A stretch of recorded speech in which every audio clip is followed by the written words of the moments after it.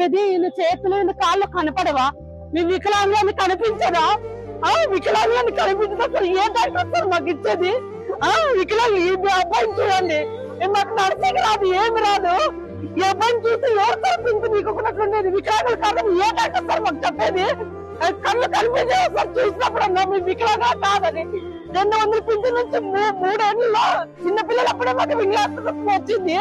ఎవరు సార్ మేము వికలాంగులు కాదనేది? ఇప్పుడు ఈ పిల్లల భవిష్యత్తు మా భవిష్యత్తు ఎవరు సార్? మేము ఎవరి మీద ఆధారపడాలి సార్? ఇప్పుడు వికలాంగులంతా పింఛన్ వస్తుందని మేము దాని మీద ఆధారపడినాము.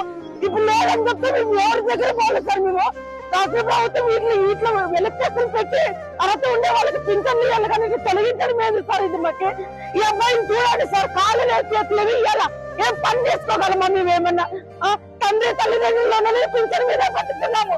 మేము ఎట్లా సార్ బతకాల్సినది? ఇప్పుడు ఆ పింఛన్ తీసేస్తున్నారు, మాకు కాళ్ళు లేవని చెప్పినారు. అయితే ఉద్యోగాలు ఇస్తారా మాకు? ఏమన్నా మేము ఏమన్నా ఉద్యోగాలు ఒక సీట్లో కూర్చొని పని చేస్తామా? అట్లనే ఇవ్వండి సార్, ఒక జీతం ఇవ్వండి మాకు. పింఛన్లు తీసేసి ఈ రకంగా ఈ విధంగా చేస్తే మేము ఎవరిని అడగాల? ఎవరిని అడగాలి సార్? మీకు దయచేసి విలేకరులకి అందరికీ దయచేసి అడుగుతున్నాం సార్, మా పింఛన్లు మాకు వచ్చేటట్లు చేయండి సార్. వెలికేసులు పెట్టినారు, ఇట్లా చూస్తేనే వికలాంగులని తెలుస్తుంది కదా సార్. వీళ్ళు వికలాంగులు కదండి, ఏ డాక్టర్ సార్ మాకు ఇచ్చేది? ఇట్లా